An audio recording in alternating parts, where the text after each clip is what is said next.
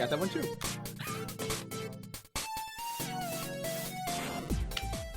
All right, and welcome to episode 148 of the Zenspath Entertainment Network Podcast. I'm your host, Jeremy Powers, and joining me once again, it's just the three of us, Rachel. Hi-yo. And Steven. Boom. So this episode, we're going to try and stay in a more cheerful mode, but we basically, if we had recorded it, we could have had an entire episode of things that piss us off in buying games from like GameStop and stuff. Mm-hmm. We had almost I think we literally talked the last hour while we were waiting to start the show. All you guys listening need to know that if you're going to pre-order something at GameStop, you need to put a note in their system under your account for them to actually call you with pre-orders, because I just had a game sold out from under me, and the day after it came out too, and it's an RPG to make things worse. Those are always low print. Exactly. And so to stick it to them, I just finished ordering those two games that I did not get on Amazon. So you know what, Rachel, if you find out that one of the people working there bought that game from themselves, I would just raise the place to the ground. I'm going to set them aflame. I want to see all of your Switches right now. Like, they know that I will judge them harshly for it, but I will likely be removing those pre-orders too and putting them on something else that I pre-ordered. But after March, after that one other game store that I've been telling you guys about opens, as long as they do normal pre-orders, I will be doing all of my business with them, because I cannot anymore with these people. I cannot. Yep. All right, so with that rant out of the way, let's jump into what we've been doing, because it's just the three of us this week. Like I said, Chase and Chris both are off doing other things tonight. So things. I have no idea what they're actually doing. So they're around. I know that much, just not on here right now. So, Rachel, we'll start with you. What have you been up to? I've been doing spooky things with friends. Spooky season. Yes, the season is almost done. My weekends have been really honestly booked. Like, I went to a kind of a Halloween extravaganza at the local comic store today. Nice. And so what you did is they had like these little booths set up that were like trick or treat, but really you just were able to do like learning a new game, like a trading card game or a board game, like as an elevator pitch version of the game. And for each booth that you went to, and there was 5 or 6 booths, you got a stamp, and each stamp that you got, the more stamps you got, the bigger the discount you got if you wanted to buy something in the store. So I got like a 20% because I visited all 5 booths. And so that was cool. And then there was a costume contest, and for participating, I got a little $10 voucher. So the next time I go there and they have something I want, I will use it on that. So that was cool. Nice. And then the same comic place does board game nights on Thursday nights. So I've been going to that pretty frequently. I went this week, and then I didn't go last week, even though I could have, but I was so tired from work that I did not make it. But this coming week is the Halloween version. So after I finish up with the trick-or-treaters here in the neighborhood and scaring them dressed as a certain a thing from a property that we don't talk about, that is scary and wears a mask, I will be wearing that same costume to the board game night, and then taking off the mask after a little while, and they'll get to see the crazy eyeshadow monster underneath. So that's what I'll be doing, and it's been a lot of fun. It has allowed me to meet some new people down here in Orlando, that are not associated with the theme parks at all, or is just for fun as opposed to but it's a kind of, branching out into different friend groups and just meeting new people, which is really, really great. And I like that. I also picked up, of course, Sonic X Shadow Generations today, which I have not gotten a chance to play because I went from picking up my pre-order to the event, then to my house, changing clothes, then going back out to go through this Halloween thing that that was set up over at someone's house. And then that didn't take as long as I thought it was. So then I kicked it back here in time for the show. So that's nice. And then I've still been playing the demos from the Steam Next Fest. I've been playing Locomotive, and there is no end in sight to this demo so far. Like, I'm like, when is it? This is a very long demo. When is it going to end? Did they accidentally like put the full game in here? Because if they did, I'm going to feel really bad. That'd be a retro move. I remember when that used to happen sometimes. Yeah.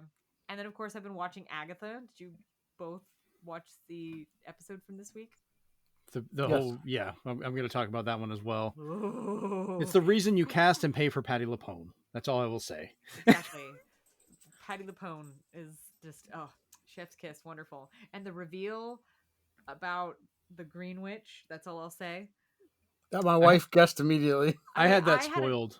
I had an inkling like early on. Thanks, Funko Pop. Because no, I had an inkling earlier on, like Yeah. in the first, like where we first meet her. I was like, wait a damn minute, is what I said, and then of course I was right. So that was great. It's just an inkling, you know. Sometimes you can guess by just knowing things. And then I've been watching a CBS show called Tracker. I don't know if you guys have heard about that show. No, the last Tracker I'm aware of is the one made by Geo. No. No. So I used to have to ride to one in my senior year in high school every day. My friend Danny Ferramonte had a Geo Tracker, and I would have to pack myself into the back of that thing on the way to school every day. Well, I'll tell you one thing. Those cars are sought after now because they get a ridiculously good gas mileage. Like, I'm talking ridiculous. I'm talking like 40 to 50 miles to the gallon in town. It's a glorified go-kart. Yeah, it's ridiculous. But anyways, a show called Tracker. And did you guys watch Smallville? Yes. Okay, you remember the original Green Arrow? Yeah. From Smallville? Yep. That's who plays Colton, the main character in the show Tracker. So yeah, so he's in it. And of course, Jensen's in one episode in season 1. Of course. So and now season 2 just started, and he's already Rachel. Everything comes back to Supernatural somehow. I know. But now also Jared's going to be in Fire Country, which is also on CBS. And so apparently there was one episode where it's just chock full of Easter eggs for it. Exactly. And now I'm waiting for like Nisha Collins to show up in a CBS show. And I'm like, but he's not going to do that until after the election's done. Like, he's not going to do anything until all the politics stuff is done. So, that's where I'm at. That's what I've been doing. And the spookiness will not end until after Thursday. And even then, still the weekend after Halloween, the first weekend in November, it's still spooky then. So, still busy. That's me. I never stop. Month of October. It's spooky leftovers. It's like when you have. But that's when Mariah Carey comes out of hibernation. She starts to.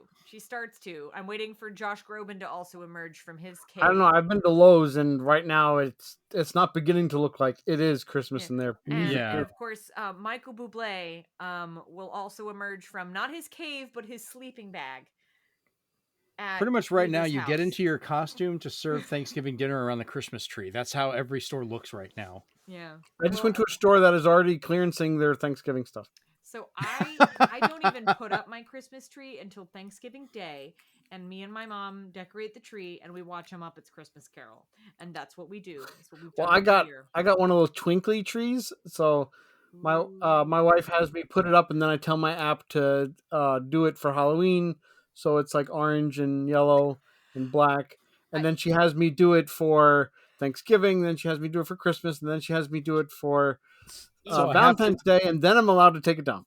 I have to know, what colors do you use for Thanksgiving? It's kind of the same colors as Halloween. Okay. So I actually have a black Christmas tree that is pre-lit that I have ornaments for to make a Halloween tree, but I got it all out to put it up like on Thursday, and then I realized I don't have the Christmas tree ornament hooks. They're somewhere in the Christmas box, and that's in a place in the garage that I don't want to go through. But I want to I realized my microphone wasn't very close up. I went to what I want to do is I want to get one of those old style tinsel trees that you have to put the really pointy, sharp God, I hate branches doing in. those. Yes. See, I want one just because I think they're really cool. And I had to put keep one up- setting them up. That's why they always drove me mad. Well, see, I set one up for the first time last year, and I was like, this is the most retro, interesting thing that I've ever done, and it would be really easy to hang ornaments from this. So, See, the funny thing, I got so burned down on doing Christmas stuff. I don't normally do the decorations every year because remember it's my birthday. yeah, I So know. people would push so much. It's mostly for people listening that may not know that. Would push that so much. The same reason I can't usually stand Christmas music because people would try and play it for me all year round, assuming, oh, you must love this. And I'm like, make it stop. But See, anyway. unseen on this, by the way, guys. Mm-hmm. There's my dog trying to get into the chair because I am talking to you guys, and I'm not allowed apparently to talk to anyone but my dog. That's what she says. Lord. She thinks all phone calls for her, and this I to can believe her, that. her little doggy mind, is a phone call. Mm. But I'll leave the rest of the conversation to you guys. So what are y'all up to? Yeah, Steven, what about you? You're next. What you been doing? Let's do the non-surprising part, and that's ZZZ and Multiverses. Although Multiverses is one of those games that if you do play daily, eventually you blow through the battle pass. So I'm done with the battle pass. I'm in that weird void where I'm not gonna play it for a couple of days until they reintroduce the next season. Ah, And ZZZ is at least peppering in things for me to do to keep me busy because again I've obliterated their month too. It happens. So, right. but that frees me up for other things. I did catch the Agatha All Along stuff as well. It looks God, it was so it looks good. like according to the Wikipedia there is 2 more episodes, but I guess they're both coming out back to back next week. Yes. Yes. For like Okay. a feature length episode, kind of like That makes kind sense. of like Poor Good Omens. We're getting a feature length episode. Don't no, you're And Yeah, I then gonna it's wasn't over. gonna bring that up on this one right now. We will. Anyway, Oh, I'm so mad. I'm so mad about that. I have feelings, but I will talk to you guys about that not on the show because I will get really I really mad. wanted to have this one particular game ready for Halloween, Cat Studios, so I could play some spooky games. And I really wanted my Five Nights at Freddy's Into the Pit, but for some reason it's still not on Switch. Thanks. What's Cat Studio? What Cat? Cat Studios is the ones that are porting or developing it for the consoles, and for some reason they haven't released it. Mega Cat Studios, I think. They just had a problem where it's not on Switch. So I was like, can we have it, please? Weird. But to fill the void, I've already downloaded Homebody, which is supposed to be a really good kind of like Clock Tower-esque, Eternal Darkness-esque survival horror, where you're being chased throughout the house. And then, of course, I want to probably download Crow Country, since that looks really good too. And I finally got a good price on Resident Evil 4 Remake, so I'll finally start playing that. Nice. Not now that I heard that they are re-releasing 2, 3, and 7 for PS5, so I was like, okay, so it's not for PS4 anymore. Yes, I have been playing Nintendo's secret project. If all the other people who broke their NDAs already know, it is to test their servers and how many people can kind of congregate in one area. Right. The only thing I will say is it's one of those games that is so obtusely unique that you're like, did the developers of Chibi Robo make this? Because it's so out of left field. Yeah, it's Nintendo-ass Nintendo from what I've been told. So, but it is odd. But just this week to celebrate my 8th wedding anniversary, I did take my wife to the theater where there was a live shadowcast and screening of Rocky Horror Picture Show. Yeah. And Barry Bostwick was there, so he got to talk about his experiences, make a lot of jokes, almost like stand up. And then they had the president of one of the fan clubs do a lot of like jokes, and of course they had all the people with props. They sold props there, and they had the people who heckled just at the right moment of the movie. Are you a member of the 100 Club, Stephen? No. The what? Okay. You know what that is? Nope. But I'm not. but I am not a Rocky Horror Picture Show virgin either. Thank God. Okay. I've never actually been to a showing. Okay, so Jeremy, a member of the 100 Club is where you've gone to see Rocky Horror Picture Show like that, like Stephen basically described, with all the in jokes and everything. And they used to do it like all the time, like multiple times a year, at various theaters around the country. Yeah. And once you saw it 100 times, you'd be a member of the 100 Club. So Yeah, they did ask that. It was their 49th anniversary spectacular. That's why they were having Barry Bostwick there, Brad. So yeah, the only thing I can tell you, Jeremy, is if it ever does show in the theater, and then you want to see it in a bigger event, Mm-hmm. you should either watch it at home first or then watch it in the theater, because they will ask, and they have different rituals if you've never seen it. yeah, They can I've seen it on either TV when it would air like on the Sci-Fi only Channel or the only ones something. I've gone through so far is I went to my theater that had made it like a movie party, and unfortunately I hadn't seen it in the theater. I had seen it at home, and they asked that, so I was not a Rocky Horror Picture Show virgin. So they took anybody who had never seen it up to the front with a red balloon, and they were like, "We're gonna pop all your cherries." So that was funny. Yeah. And then the theater, if nobody saw it, you had to basically stand up where you were sitting, and you had to grunt like you were doing a sex scene. So I was like, okay. No. yeah, it's so See, that funny. would just prevent me from going at all. I don't like doing stuff like that. We went when I was in college. I went with my buddy V, and there was he was actually part of the shadow cast for this one. He did not tell me until all of a sudden he was Rocky. Gold Speedo and everything, and I was like, yeah, that tracks. You look exactly like him. White blonde hair, muscle. Yep, there you go. Good boy. Yeah, we had one guy who was dressed up as Rocky, more of a over the hill Rocky. Yeah, but everybody loved him so much they cheered the loudest, so he won the costume contest. good. It's you don't just have to, like, it's not just like looking the part, it's you have to exude that energy. And even if you look good, if you don't exude Oh no, yeah, he exuded. Yeah. He posed, Yeah. even though it didn't look like he was chiseled out of anything. Yeah.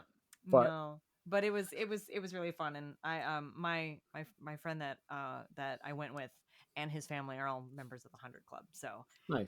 it was nice being able to go with someone. He literally went through, like, okay, you know, he kind of let his friend, she'd never gone before, she's seen the movie, obviously.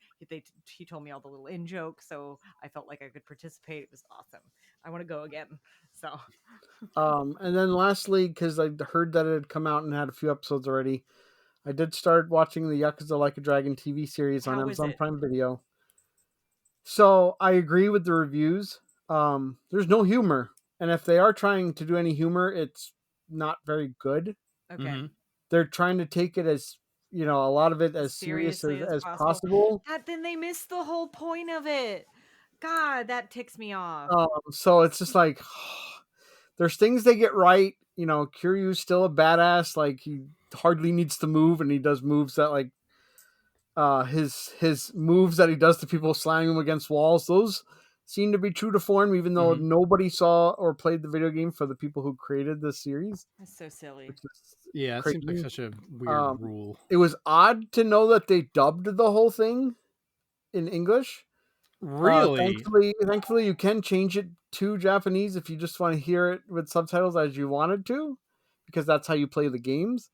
But as a bonus for people who like certain voice actors, though, if you do watch it in English, Kiryu himself is voiced by Alex Slay, who's also the protagonist in Persona 3 and who's Luke in Street Fighter 6 and 5. So getting to hear his voice as Kiryu is something else. But I will say, Amazon, what you absolutely positively suck at is your subtitles never match what they're saying. So it makes it so I don't want to, if somebody's hard of hearing, you don't want to watch it in English and have subtitles, because then you're like, why are they talking differently than what's being displayed on screen? It's really annoying. But when you change it to Japanese, it's authentic at least. But I'm like, why am I getting translations in English when I'm getting the original in subtitles? So I was like, this is bad, because I'll hear an insult and I'll miss like a whole sentence in the subtitle. I'm like, okay. Weird. It's got one more episode. I'm gonna power through it because it's one of my favorite series gaming wise. So it's like, okay. Yeah, I've dabbled with the series. I've never finished any of them. Like I've played a good bit of them, but I just for a lot of those types of games, I never really go all the way. But I will them. be getting just for completionist's sake, I will be getting the physical for Yakuza Kiwami for Switch because they said for some reason the Switch version has extra songs that were never featured in any other American release. So I was like, okay. I almost want to wait to see, and I know this will probably bite me in the ass, but I almost want to wait to see if they're going to do all of them, and they might do like a pack, if that makes sense. So where they're all in one cart or 2 carts or whatever. I'm about to say they've never really released any multi-cart sets for any Switch games that I'm aware of, and I don't know if I think those would be a little bit big to put in a single. Knowing the general public feel about limited run and the recent controversy that came up with the creators with their 3DO ports, yeah, because that came up in an interview. I don't see why they wouldn't try to get you for extra money down the line with buy this box. Yeah. Slipcover, so yeah, like maybe a box like that to collect them together, but they're still going to be individual. Because that's kind of the rule of thumb for Switch games. Like very rarely do you get multiple big games on a cartridge. You end up with stuff like Borderlands Collection where it's like 1 or 2 of them might be on there, but the rest are all downloads. Same thing with like Arkham and a few of the others. So, all right. So I'll finish up with what I've been doing here, and I've been doing some ghost busting. At the Friday night Panama City, or Fright Night Panama City, sorry, over the past couple of days, last week and this week, where I have dressing up as Ghostbuster, going out there with some of the other people and having a blast. A lot of kids really enjoy it, so forth. Does it make you feel good? It does. Okay. Busting does make me feel good. It just always sounds horrible when I say that. Just never good. I did get a lot of compliments on the suit and stuff, which is nice. That's Rachel would be proud of me. That's the first bit of cosplay I've ever actually done is the Ghostbuster stuff, and I'm doing pretty well with it. Oh my gosh. I just remembered I have a Where did it go? What? I got a Ghostbuster suit actually from friends. And Oh. I know I put it in my car. But now I don't remember where it is. Well, it's been haunted and it's now probably hunting humans. Like it's been like a few weeks and now I don't remember where it is. Oh, good job. Yeah, so I know I put it in the car because I did a sweep through the hotel room before I left. So I know it's somewhere here in my house. Oh, Lord. I just don't remember where. But tonight was the last night they were doing it. I ended up skipping tonight so we could do the show. So you're welcome. Yesterday was not yesterday, the night before, Thursday night was my last night doing it for this holiday season for it. I'm still going to use the suit for Halloween. At this point, that's pretty much the Halloween costume for the rest of my life. After getting the proton pack and everything else, and then my trap and my PKE meter from HasLab, I got notification they're going to be shipping soon. So I won't have them in time for Halloween, sadly, but I will have them like early November. I need to get... I need to either get my suit altered because it's too long. Because I'm a short gal. I'm not like super short, but I'm like painfully average in height. And even with boots, it's not going to help. It's right. Because, I either need to get the torso shortened or probably the torso shortened because it's too long in the crotchal region. So I have to get either that done or I have to order a different suit. So. Gotcha. But I'm still working on a lot of mine, but. And I don't have a proton pack. I need to figure out that. Okay. So the trap and the PKE meter I've got coming in, so I can kind of add those to the suit finally. I'm still working on goggles. I had a pair, and then Jennifer got them, and I'm never getting those back. So they are hers now. So I'm working on making another set with a Raspberry Pi that's an actual functional camera, so that I can actually use them to get some pictures, just to kind of mess around and see how it works. But after that, I've been playing Legend of Zelda Echoes of Wisdom still, and I believe I'm at the end of the game finally. A little bit before the show, I got to the point, I won't say exactly what happens, but it literally says you have to hand over some stuff, and once you go past this, you can't get it back. And I was like, well, I guess we're doing the last dungeon now.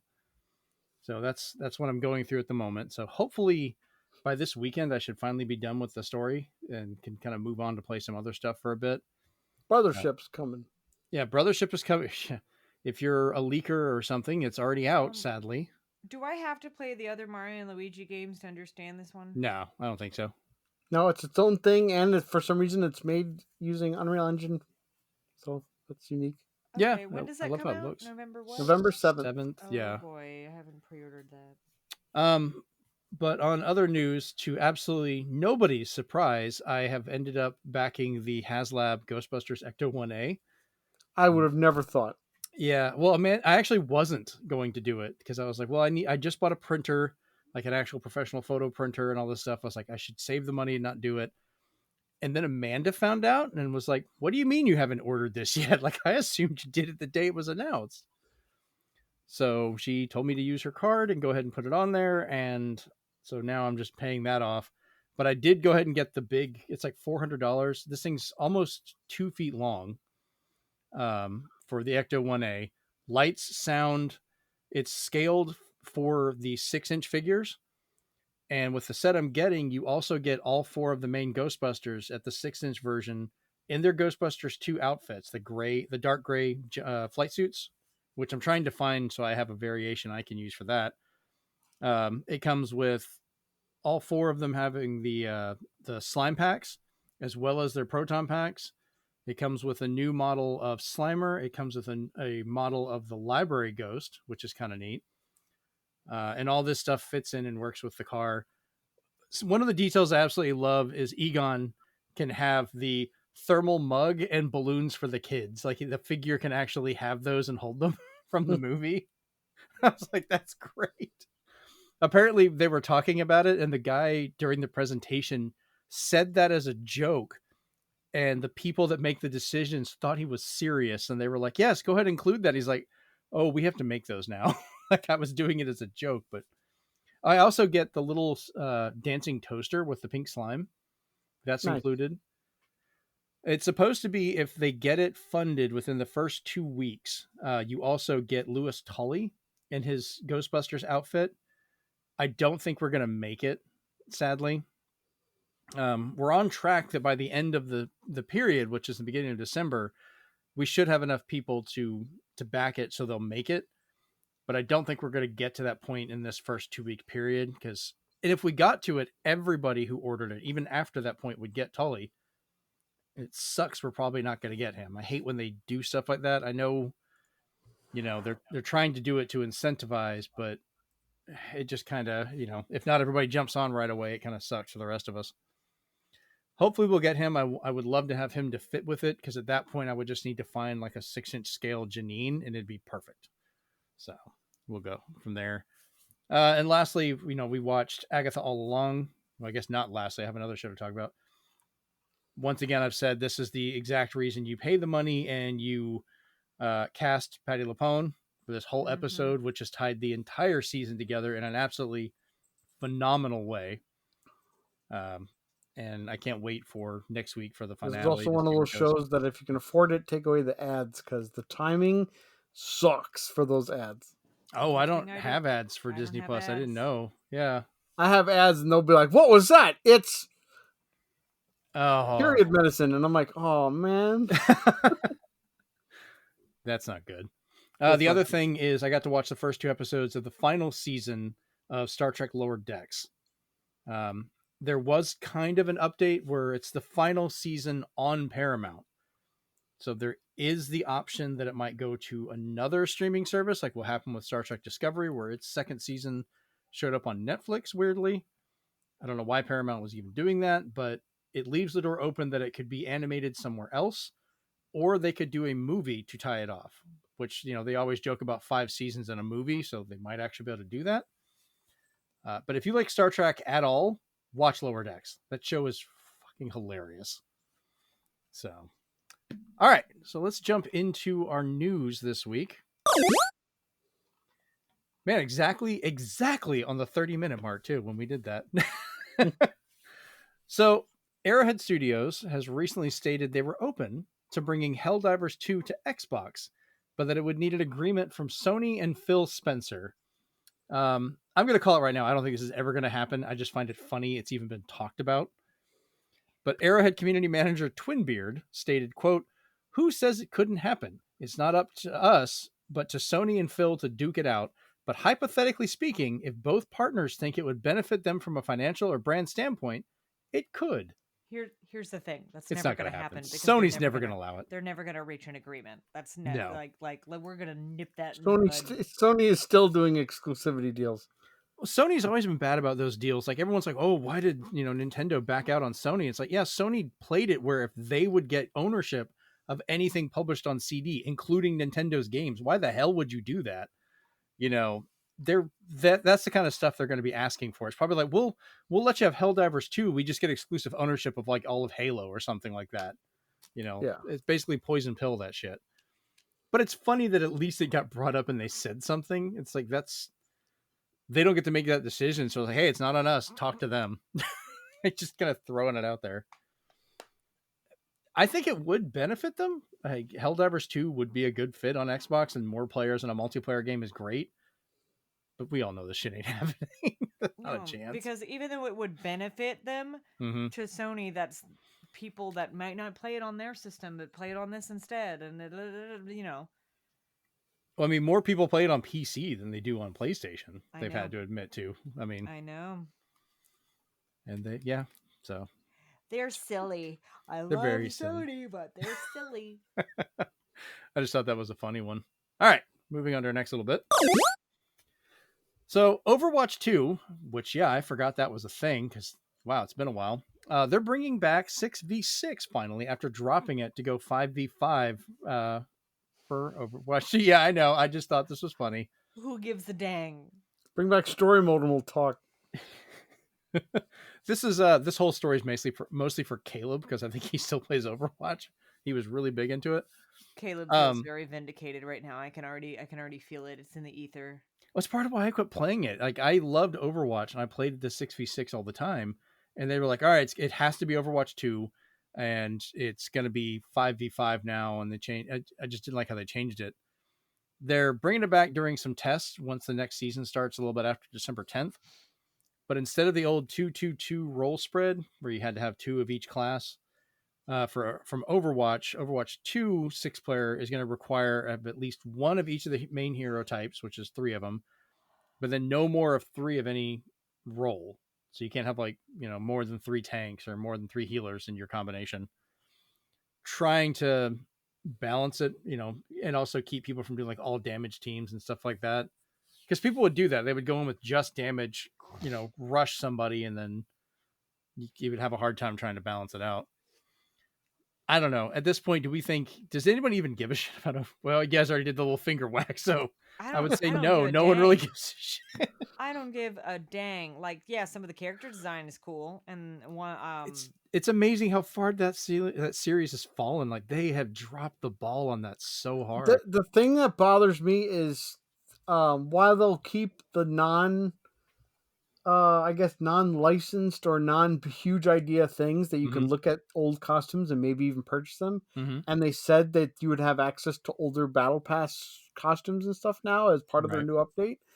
But if you go in there now, which I did just last week, you can't see their World of Warcraft collaboration, which I was like, you guys don't have an expiration date on that. It's your company. Mm-hmm. I just wanted to see if I could buy, say, Sylvanas' outfit for, I think it was Widowmaker, and call it a day. You can't look at any of you can look at the My Hero Academia stuff, but I'm like, no. Why can't I look at other collabs? You're pulling a Fortnite where I can't even see them. They're just not there. I think like Overwatch had such a grasp on like a lot of those, I guess, that people playing multiplayer games for so long. And then when they kept making these changes, like Fortnite made changes, but they kept adding stuff and improving it. And, people like to rag on Fortnite, but they've done a pretty good job at like pushing a lot of this stuff out and keeping the options out there. It's like, hey, you like to play this one? Well, we'll just make it another mode. You can pick it Yeah, if you want to. It's choices. because like I would have spent money, Blizzard, on that skin. I know Mhm. Jeremy is probably weighing the odds of logging in just to do something when the Transformers collab comes out. Shit, I forgot about that. I haven't Because right now installed it Blizzard's since in they hot changed water the because they announced a $90 mount for World of Warcraft. What? Christ. What mount is it? It's like this. It's like this giant looking like beast with other accoutrements on it. But I'm like, it's $90, and it's not for charity. It's for Blizzard. Do you see how enthused I appear out of all this conversation? It's Like like when people talk like a about Xbox Fortnite. court case. You are so excited.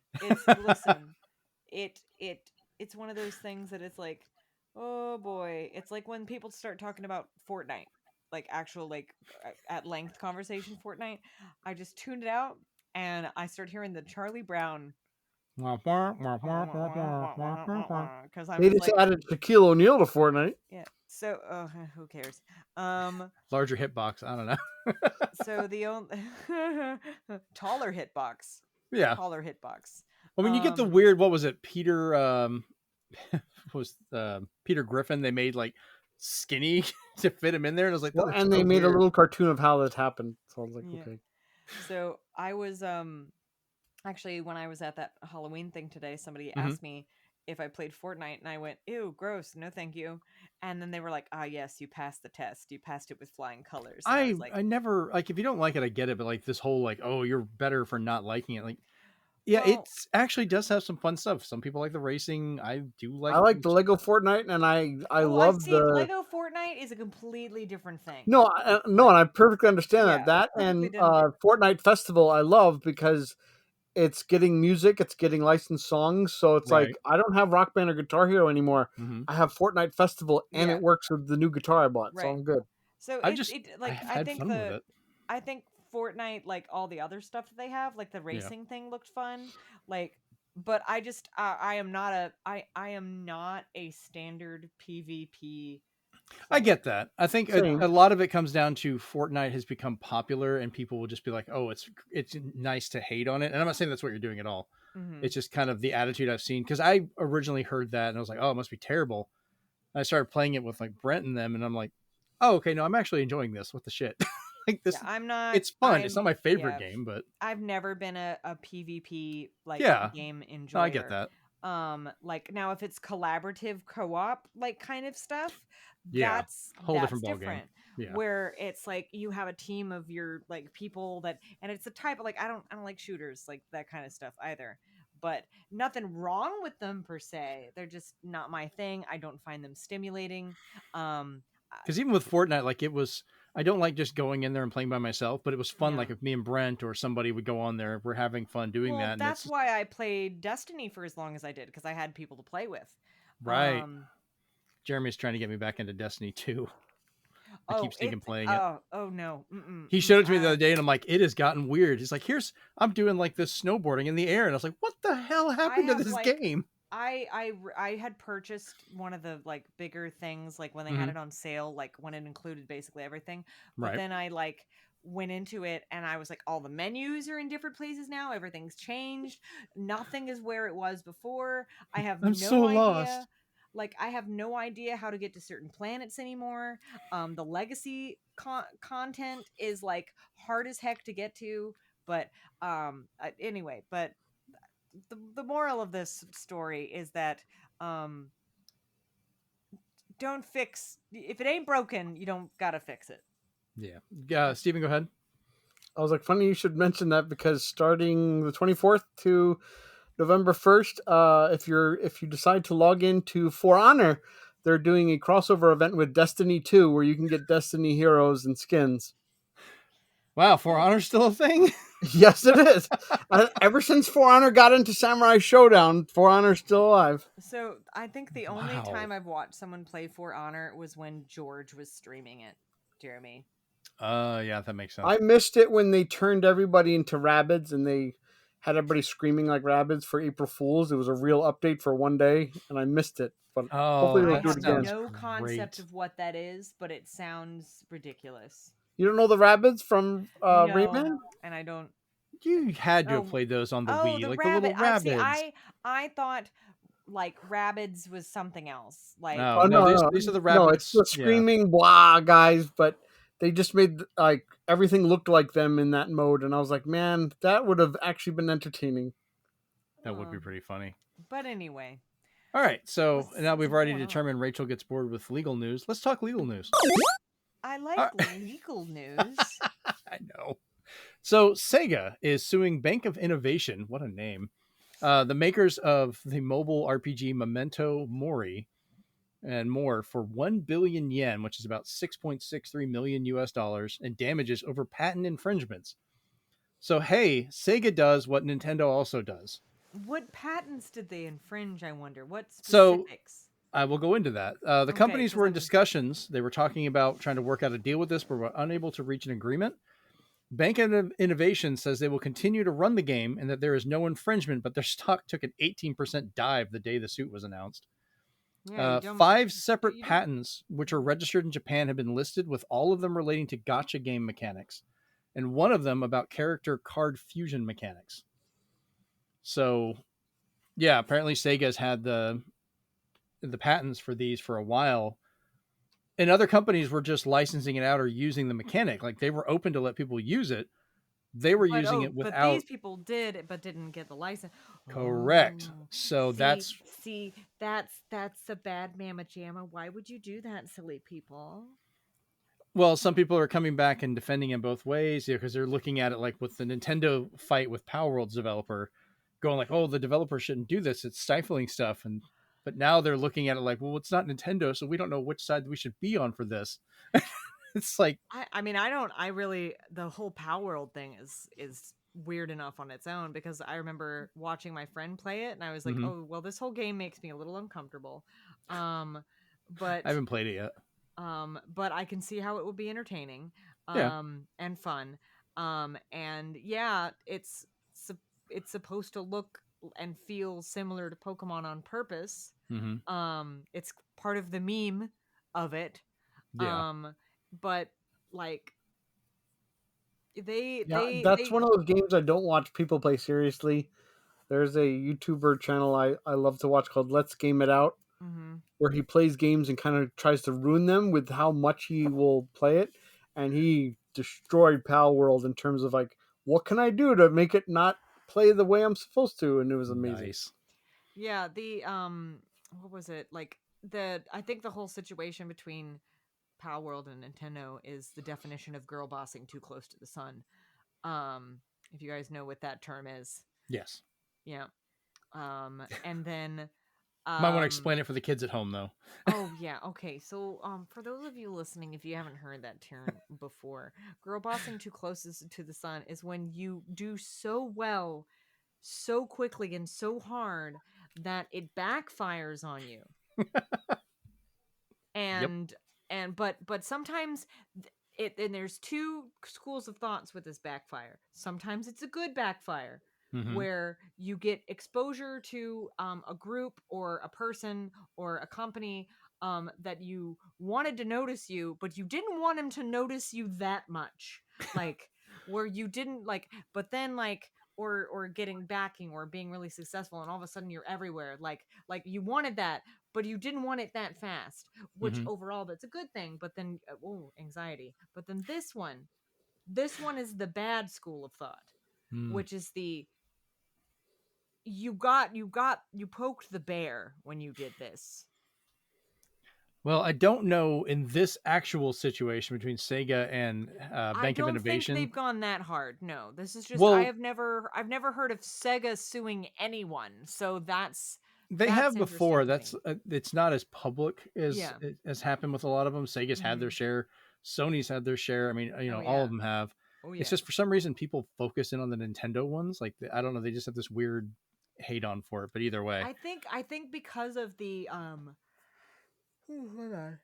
how It's many yawns cool are we to up hate to? Nintendo, Yeah. Sorry. I think especially if you're on X, where engagement equals dollars. so Yeah. I think the thought process is with this is Mhm. Nintendo themselves have a reputation for like the type of company that they are and the Mhm. games that they produce, that and also the fact that they have sued a lot of people, and like, so that's why with when anything comes up with them, it's all over.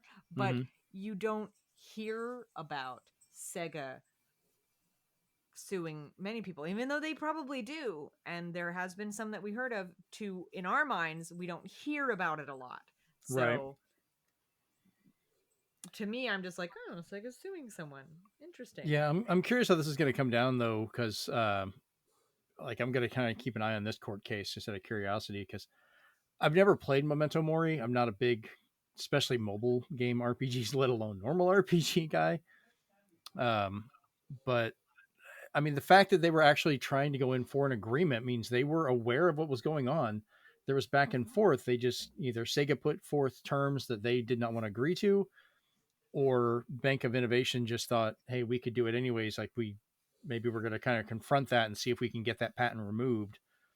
And this we'll see if this is going to be one of those fuck around and find out moments. Like, Well, I wonder also if Bank of Innovation's response mhm, to it, where they're saying, we haven't like infringed on any patents, right. if their response has been brought on by Palworld's response. I don't know. I was kind of curious about that too, like how Because that was that's the looked at. first thing I thought of when I read that they said, "Oh no, we haven't done that." Well, obviously, you want to refuse.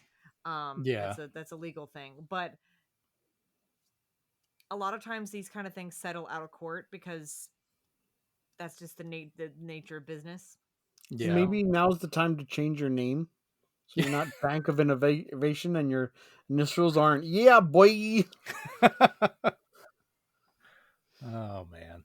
All right. With that note, we're gonna move to the next story. Let's go to Saturn News. Yeah, Saturn News. Yeah, So, what I will say right now, this game was still on the list of my game of the year. That's how much I have enjoyed this game. But Ubisoft has announced that they have disbanded the team that created the recent and fantastic Prince of Persia: The Lost Crown. They've also canceled the plans for the sequel that the team was trying to put forth and any DLC they thought about adding to the first game.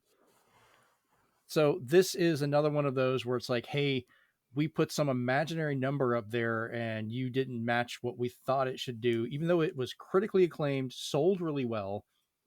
They're doing the same crap like Square Enix did with Tomb Raider, saying it sold millions, but it wasn't enough. Like, how much do you want it to be? The game's senior producer, and I apologize, I'm going to butcher the names on these, but Abdelek El Goose, I guess, stated, quote, most of the team members who worked on Prince of Persia: The Lost Crown have shifted to other projects that will benefit from their expertise. I'm extremely proud of our team's work and passion at Ubisoft Montpellier to create a game that resonated with players and critics alike, and I am confident in its long-term success. And then some of the developers were moved over to the Rayman remake that has been talked about from Ubisoft, but it's unknown exactly what other projects the rest of the team have been on, though some were attached to another Ubisoft game, somehow still in development, which we'll talk about here in a moment. But before we jump to that, Steven, go ahead. Best thing you guys can do out there is one, play this game. Yes. It's gone On down anything. to like 20. It's gone down to $20 on some sites as well. So pick it up if you can. But also show them how dumb they are, because one, they still haven't finished the Prince of Persia remake, and you can still go to Steam and download the Rogue Prince of Persia made by the Dead Cells developers, Evil Empire, and that will play very similar to this game. So if you want more Lost Crown, then get the Rogue Prince of Persia. Yes. Like this whole game, like I love the voice acting, the animation, art style, the difficulty of it, like the actual setup and the building of the world and using of your abilities. It was just super creative with all of it. Rachel? Oh, okay. What? You were sitting there not moving the entire time. I was worried your screen froze. You look like you're just off watching, reading your phone. No, I was just looking and zoning out. We're not talking Nintendo or any kind of Microsoft news. It's okay. No, I'm listening about Ubisoft. Just layoffs and stuff. Yeah, just normal layoffs. stuff It's that happens throughout the year. horrible things. Yeah. But yes, I agree and concur. You should play this game. It's a lot of fun to mess around with, and I hate that they did it. It was one of the few games that was built originally for Switch and then ported out to other systems. So even on the Switch, it runs beautifully. It looks great. Yeah, you're gonna have some people complaining about a frame drop here and there, but like it's designed for that hardware, which is great. So yeah, let's move on to the game that for some reason is still in development at That I don't even Ubisoft. want anymore. Yeah, I'm so tired of it. I have some commentary for this that you guys are gonna laugh when I say. Yeah. So this is a game that has been in development so long that the original title has had not one but two remakes done of it, and that is Beyond Good and Evil 2, still in development and has gotten a new lead. Originally announced in 2009, then shown again in 2017, and that's it. We have not seen anything about it since. Fawi Mesnar will be taking over as creative director after the passing of Emile Morel, who held the title in June 2023. Mesmar announced his new position by stating, quote, "I have been working with those peeps for years now on this ambitious game and witnessed their talent firsthand. I am standing on the shoulders of creative giants that have supported the team before me, and I look forward to continuing to craft a game that is truly unique for players to enjoy." Well, that's right out of the Ubisoft handbook. Okay. Right? I have several questions. Go for it. What is taking so long? Like what? No. What is No. what exactly is it? Did someone accidentally delete the whole game off their hard drive and they didn't have somebody who was at home on maternity leave that had a local copy on it? Y'all know what I'm referencing. Yeah. So She's talking about Toy Story. Yeah, exactly. So is that what's happened and they just don't want to say anything about it? Well, I wonder if this is a Skull and Bones situation where they had to finish it. They could not cancel it because they had a legal requirement with a country giving them a tax break. Don't evoke that. My bad. My bad. Both Steven and I had like PTSD like flashbacks just now. I tried the demo too. Don't you talk to me about pain and Quadruple A. suffering. Ah! It was not quadruple A. It was F squared. It's F you. Exactly. And my second question, which is not a question at all, it's more of an observation. This thing, I think now it's rapidly approaching having been announced longer and been developed longer than Final Fantasy Versus 13 / Final Fantasy 15. And now nobody can make fun of me for that anymore. So fair enough. Yeah, I think it probably already beat Duke Nukem Forever, and it beat Metroid Prime Beyond. Mm-hmm. Yeah, at least those other games actually led to something. This just seems like I remember when this was announced. I remember the trailer thing when it came out at E3, and everyone was freaking out about it. So here's a question. One, whatever happened to that? Who was it? Matt Damon or somebody was doing like some kind of be a part of this game's history by submitting all your artwork and we'll own it type crap. And at one point, will this game lose its luster and become just another Ubisoft game that has like 16 editions and plays the same as every other Ubisoft game? Yeah, I mean, that's what I'm worried about. I mean, this was announced in 2009. How old were each of us in 2009? I think I was in my 20s. I was in high school. The Wii U wasn't even announced yet. 2009, we had the Wii. I was in high school. Yeah, I was still in my 20s. I turned 45 this year. I turned 32. Time does not stop for any of us. Steven's just like, I'm not saying shit. Listen, if I could stop the passage of time, I would. I also told myself many years ago that I was going to live forever, and I'm doing pretty good so far. So maybe the game will come out before all of us die. Jury's still out. Well, you're always successful Jeremy, at that remember, we're older than Google. I'm older than Nintendo, the NES system itself. I was going to say, if you're older than Nintendo, you got some Walt Disney powers or something. Listen, do you remember when I have a painting I can't look at. This came across my timeline the other day. Do you remember when Google's motto used to be Don't be evil. Don't be evil. Yeah. And that went out the freaking window quick. They were like, wait, we get money? Yeah, no, we're going to be evil. Fuck. But no, I was just reminded of that the other day, and then I restarted listening to a podcast that's motto is "Do evil better." I'll tell you about it after the show. Oh, that's great. Well, talking about companies that are it should be do no evil, we're going to talk about one that is doing apparently some evil a little bit. But before we go into that, do we still think Beyond Good and Evil 2 is going to come out? Or is this going to Before just we keep die, going? jury's still out. Either they're going to cancel everything we've seen and make it as good as the first one and release it just on Switch 2, or it's never coming out. That's my prediction. All right, fair enough.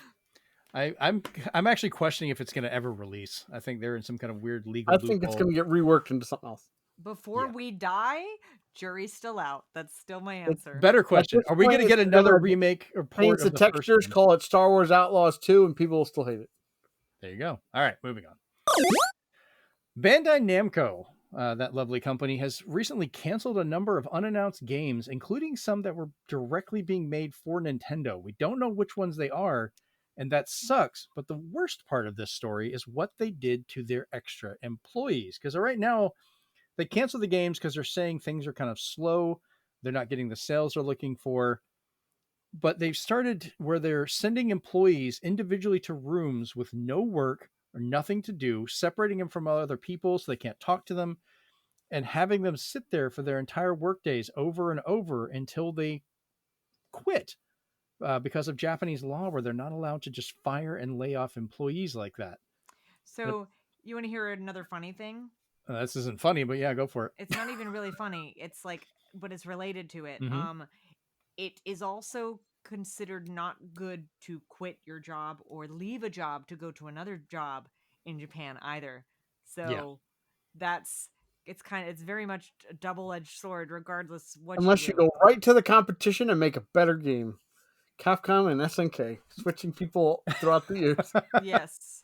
Yeah, that's basically cross-pollination at that point with those two. I have a couple of questions on this. Lay them on me. What you got? I wish I knew what games they were, because I want to know if they're Tales games. And my other question is the people that were not, put onto other teams, or the people that were put onto other teams, how many of them ended up working on the Graces F port and remaster? Because that's what I want to know, because they haven't said anything about a new Tales game, because Arise did so well that they did DLC for it. Yeah. How many arena fighters are we not getting now? Well, see, I want to know because like the last big game that I believe Namco made for Nintendo or worked with them directly was Smash Brothers Ultimate. So, are they working on another? Well, okay, so we know it's not that because Mr. Sakurai himself in his last YouTube video finally said he's been working on a game since 2022. And none of his videos he's ever made has been monetized. He spent over $500,000 of his own money just to teach people how to make good games. I kind of wonder how much of that he did as a thing with like him and Iwata, the stuff they used to do for trying to grow the gaming community. And, that's why they would have the interviews with developers and all those things. He does have a sad episode where he talks about his time working with Iwata, though. Yeah. It kind of feels like that would be the reason why he's doing that, is he wants to leave a legacy and, to teach people these things and give it out for free. His game organization is peak. Yes, for sure. I'm curious if we're ever going to find out though what games Bandai Namco canceled. I need to know. Like, it's got to be listed somewhere. Let's not have a hack, people. Let's not pull a Game Freak or any of that shit going on. But like, if there was any patents that they had filed for these unannounced games, then the cancellation would kind of have to be public information in some way, shape, or form. So someone somewhere will be able to figure it out. But the question is, how long will it take them to figure it out? And if any of them were Tales games, I will be very disappointed, specifically in you, Bandai Namco. All right. So, all right. Let's moving on to our next little bit here. So, to no one's surprise, once again, the Nintendo Switch Online playtest leaked, and the moment any part of it started to show anything, Once again, Steven has not told us anything about this. He has not shown anything, talked about anything beyond just that basic stuff, but we don't know. But everybody else has been doing everything where they've even been streaming it. They posted the documentation the moment it was announced, like days before the download came available. The moment it started, like I said, they were streaming it. People have been doing clips and sending out stuff, and Nintendo has been just trying to stamp it out left and right. And people are somehow getting upset by that, even though they agreed they would not do any of this stuff when they were able to download and access it. We love when people break NDAs.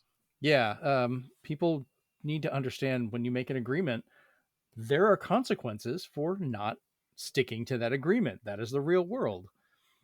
The only thing I will say that has been publicly kind of put out there for a lot of stuff is it seems to be some kind of MMO style game, which is not at all what I thought it would have been. So that's kind of interesting, but that's about all the details I'll go in for it.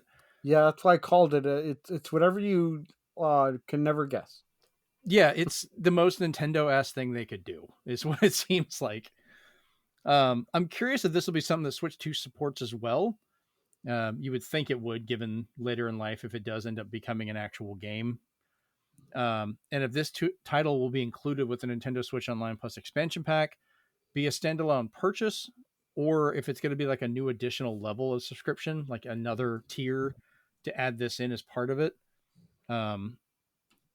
Or is this game even going to be released at all? This could just be hammering servers and testing that out with some generic idea, which, once again, I have no clue. Steven can't say shit, and Rachel hasn't played it either. So we don't know. I have no concept of what this is. I've seen some of the leaks and stuff like that, and I went, "The heck is this?"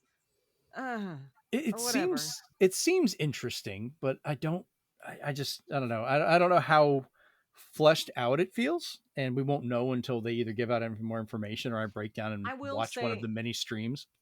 Nintendo themselves, they at least once every couple of years they do something very weird. Every couple of weirds. Yeah, every couple of weirds.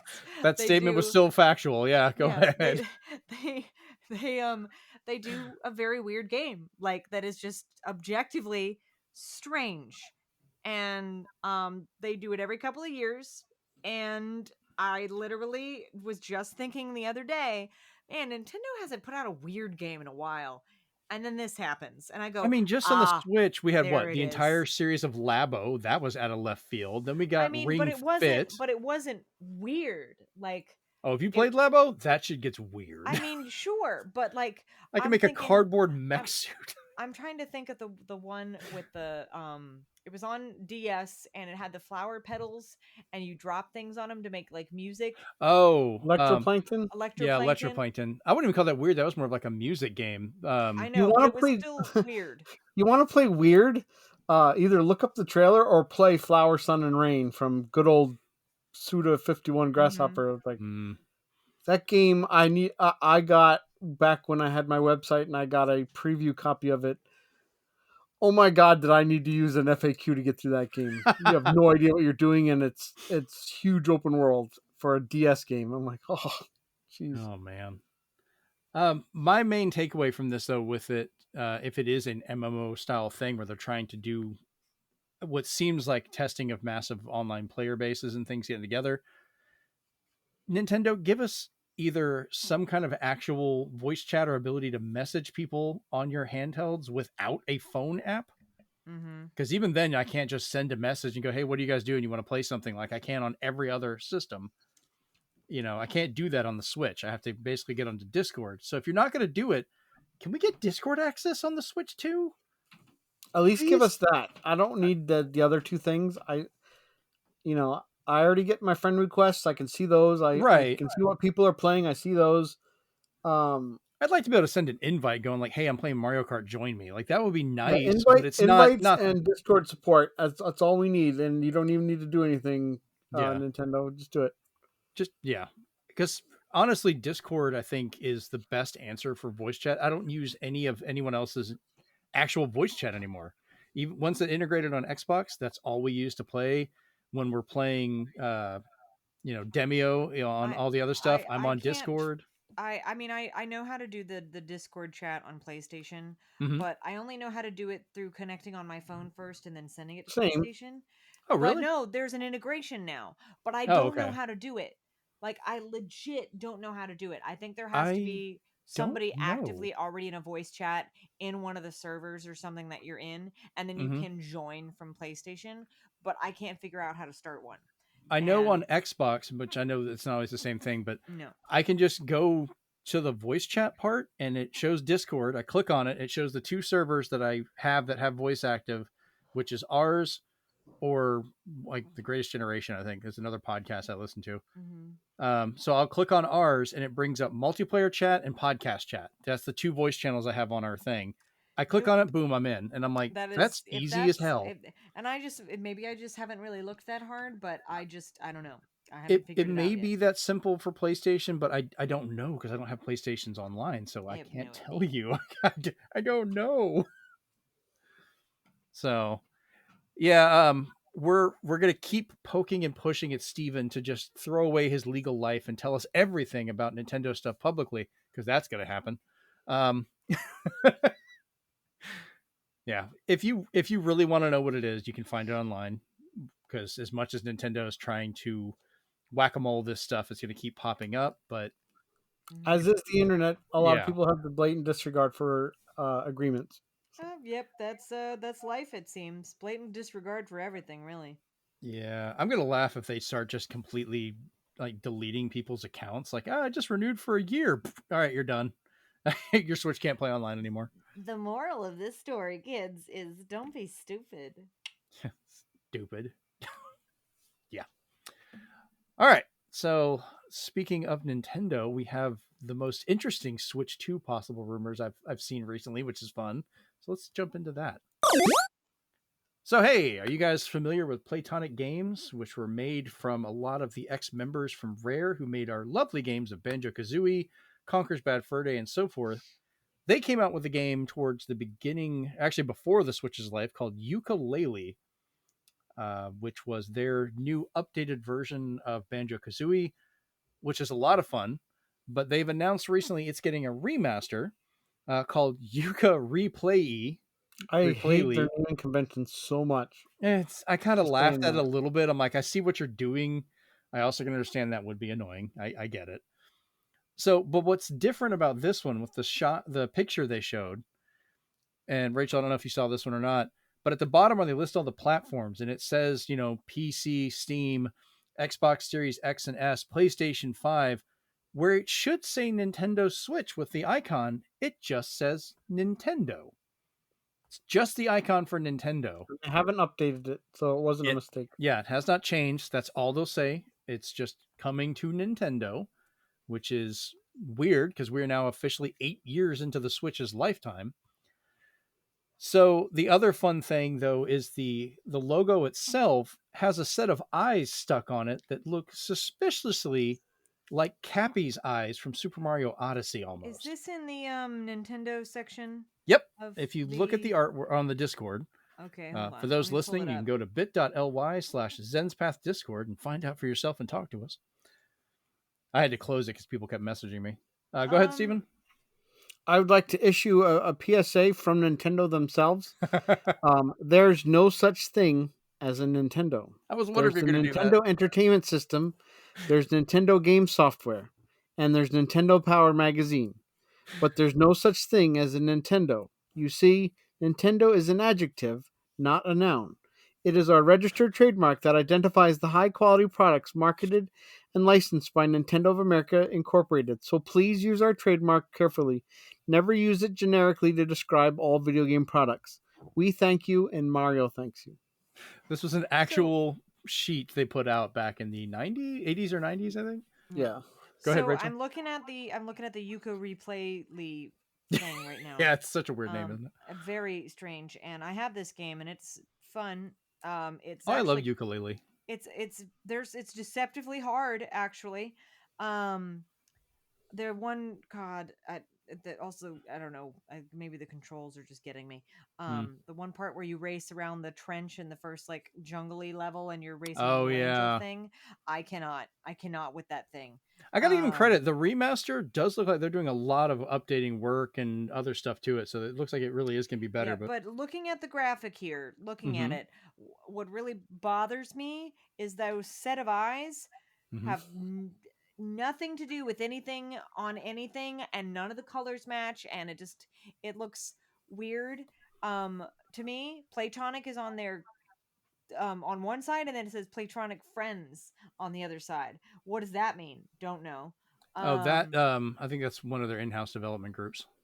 yeah, it just looks weird that it's on there. It looks like it's on there twice, but I know Well, it's it's like you'll not. have like Ubisoft and Ubisoft Montreal, like Yeah, that's the main it company in just the publishing it side just of it. looks weird that they put them on opposite sides. That's They're just a me thing. hungry eyes. Yep. But I don't get the eyeballs. It kind of looks like Cappy's eyes, but at the same time it doesn't. Well, you kind of get where when you're looking at it, you kind of see where I that Maybe immediately they're came to Betty mind. Davis eyes. God damn it! I don't know.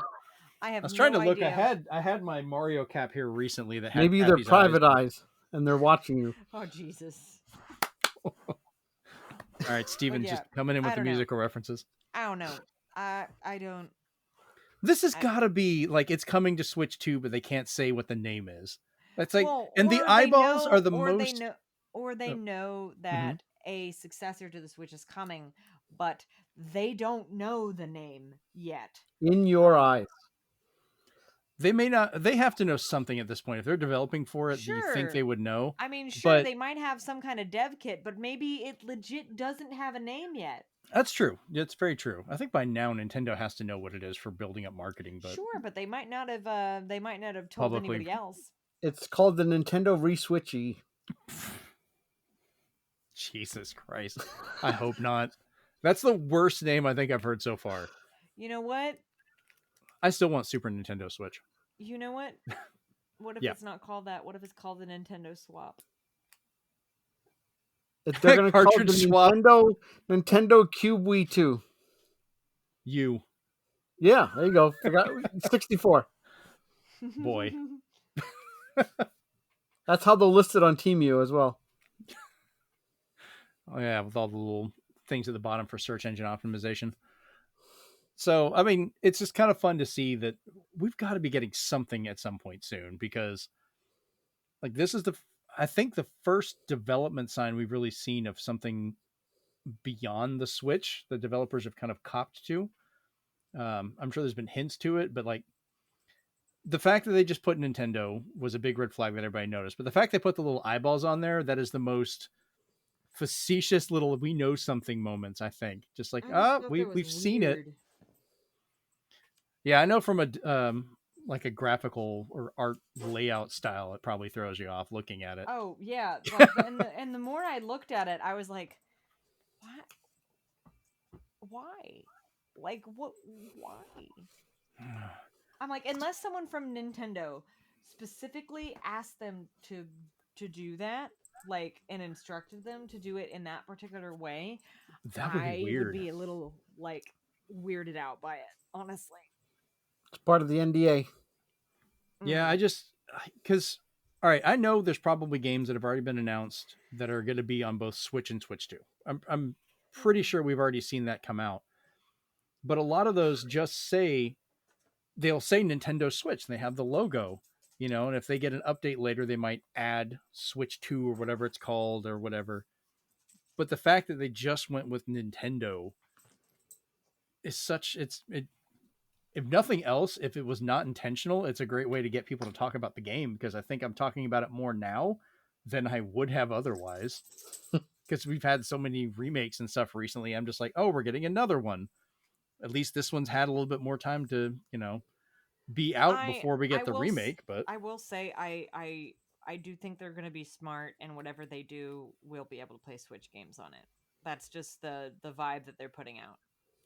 I hope so. The only thing that makes me worry about that is like they've had a run of leaks where Switch games are coming out sooner and sooner. Like Mario and Luigi Brothership has already been leaked and out there, and people are trying to send spoilers out and stuff.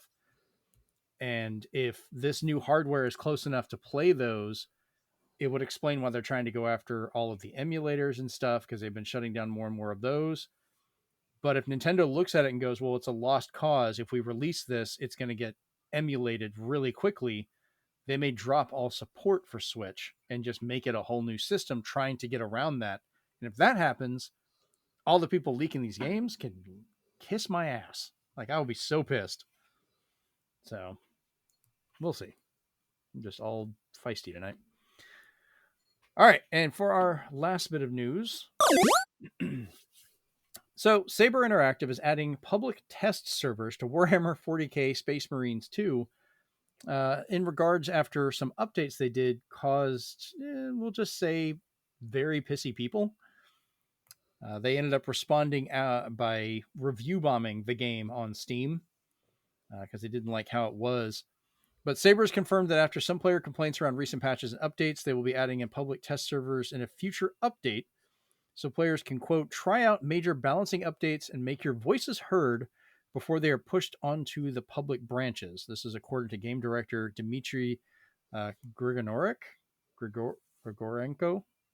I'm really sorry. I'm bad with names. This is all from the recent 4.0 patch that kind of had weapon nerfs, a difficulty spike, and so forth.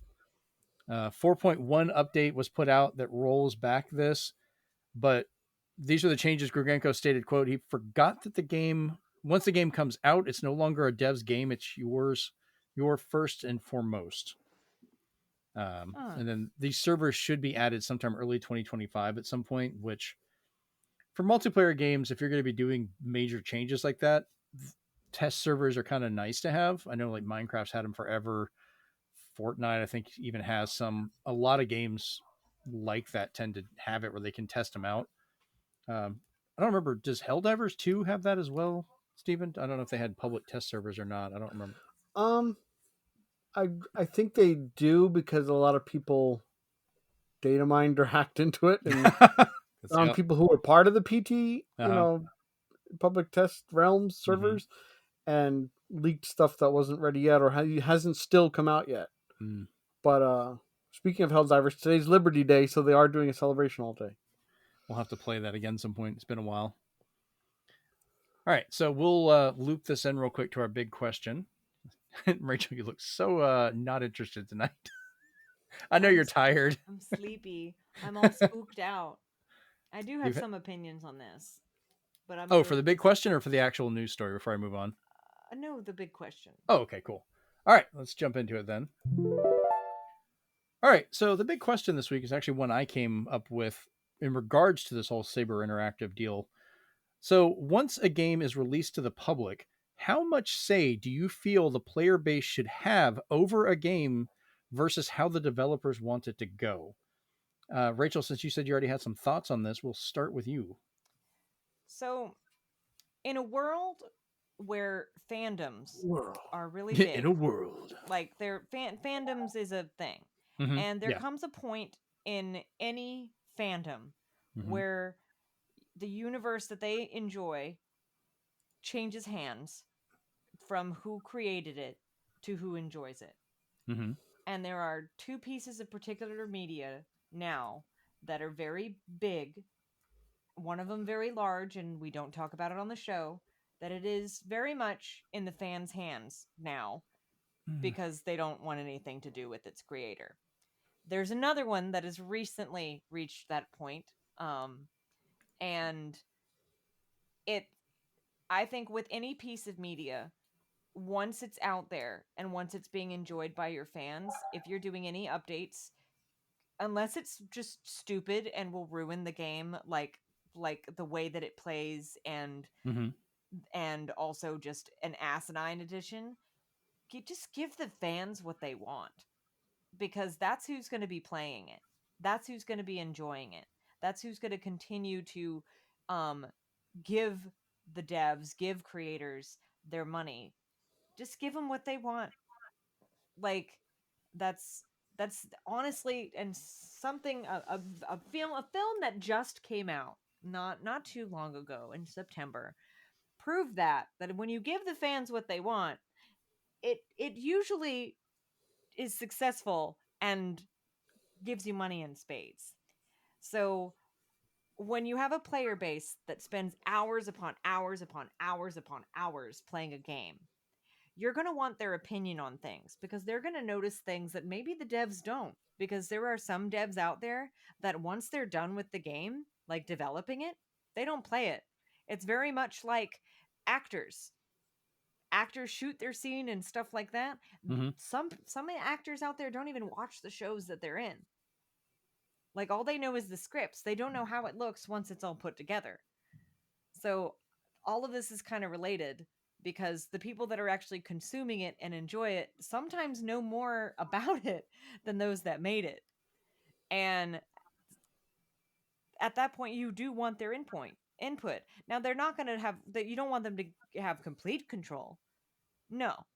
Never. And I think that's where part of my side of the argument kind of falls into, but yeah, you don't want them to have complete control, but you want them to have a say or feel like they have a say in what's going on with it, because that's who's going to continue playing your game, and that's who's going to continue paying your bills with whatever you do next. So if you make those players happy, they're going to continue to buy the games that you make. It's just good business. Right. All right. Steven, what about you? So, my thing on the whole, how much power is single player? 0. I don't care. Oh yeah. 0. It's their story to tell. Mhm. That's like telling the author what to change in somebody's book. Don't do it. Yeah. Multiplayer, especially free to play, yes, you should be listening to your 100%. community, Mhm. because love it or leave it, while you're going to put in things that you believe are best for the community, Mhm. You're going to see how people might manipulate that, and you have to be ready to fix that when they are manipulated. And that comes into fighting games, MMOs. with tier lists, that comes into MMOs where there's farming or anything that's unfair, or camping and stuff like that. And especially comes into shooters, because that can make or break. Is if you don't listen to your community, Sony, when you have a multiplayer game, it's why when they got the new director for Helldivers, he did a great big rollback of every change they did, saying, sorry, we wanted to make it more fun again, instead of just trying to appease each individual person. Right. I feel it's best done with polls and surveys to get what people want, because then at least with surveys, it's not like this giant big talking room. Like, don't leave it open for just comments to be flooded in. Right. Take a survey where people can put in, if they're serious about it, what should be changed. And it almost, I do applaud Sony over Xbox and Nintendo for at least having the ability to submit a bug or crash report when your game doesn't work. yes. Especially when it crashes, because you can say what you were doing at that time. Yeah. Whether or not they get it is one thing, but I believe they do.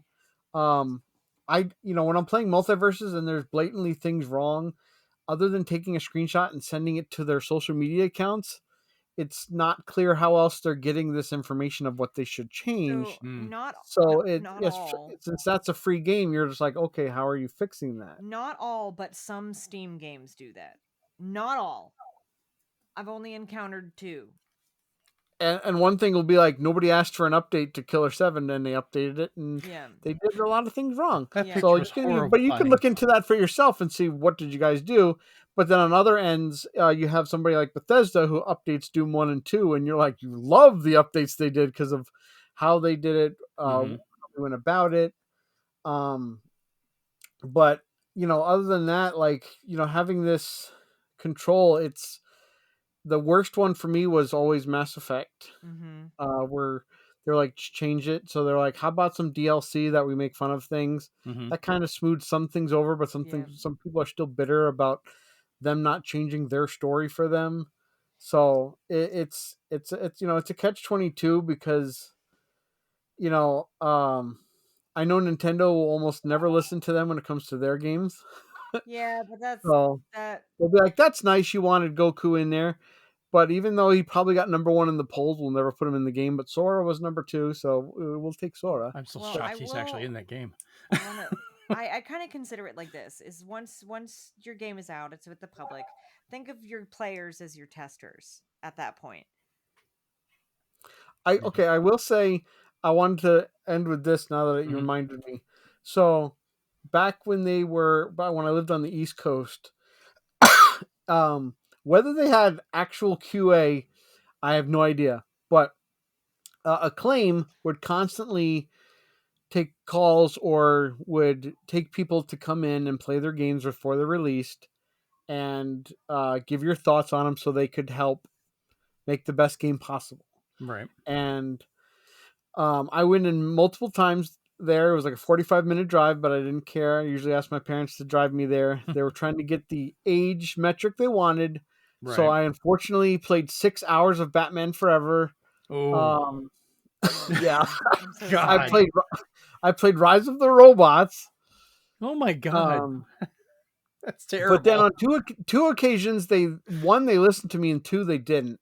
One of them they had us play Shadow Man, and I was loving what I played because they had it on N64 dev kits. I was loving what I played, and I just said, "Hey, your swim animation is really jerky. You should make it flow so it looks like he's almost like an eel flowing if you're going to make him swim."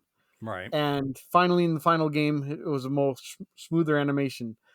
However, I went to another one where before they released their volleyball game, I forget what it was called. I think it was like MTV Party Volleyball, whatever. We played that. And unfortunately, it seems like a lot of people they brought in kind of hotboxed their car, so to speak, before they came in to test the game. So they had some of the worst suggestions to the point where they were trying to like change the whole game to be something else and to have beer pong. And I'm like, it's a volleyball game, people. Yeah. And I was talking about how their controls should be, and just to increase the amount of characters, do not add in celebrities. So they didn't listen to me. They tended to listen to the people who were under the influence. So I was like, okay. So some of these games, I wonder that if they didn't have, if QA's only job was to make sure it doesn't crash, there's no bugs that make it unplayable, and then that was it.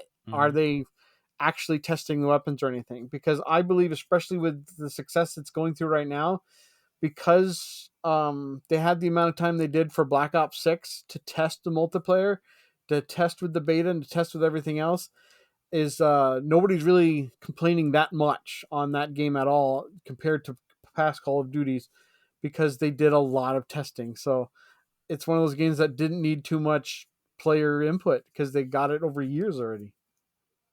Nice. All right. So for me on this, a lot of it for the single player, I agree with Steven. If you're doing a story-based game or the people are writing and creating it, then it's not up to the players on that one. Even where a series goes, like they can talk about it and so forth, but the actual creator in the end is the one that decides and does these things because it's their creation. You don't have to always like it, but you're not the one creating it. It's somebody else's, and you're then enjoying it. For multiplayer, I do like the idea of doing the polls, doing betas and testing things, but I don't think they should always listen to just general population, because you've got a lot of people that are loudmouths that will push for things that they want it only a certain way. Like, what was all the hate everybody had of, like, if Smash Brothers is not Melee, I don't want it. And it's like, well, they've done all these other things that I really enjoy. They don't want any of that in there because they just want it to be Melee over and over again. Yeah, don't listen to the loudest voices.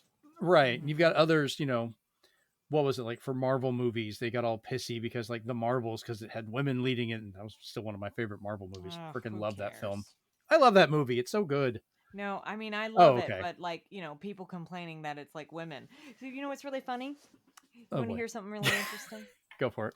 Everyone complained about the Marvels about it being all ladies, but guess what? They're not complaining about Agatha all along. Oh, I've sadly seen some people complain. They can just shut up. I haven't seen it as much. That's for sure. Well, it's because we're on Threads now. We just delete them and move on. Oh yeah, Twitter can go die in a fire.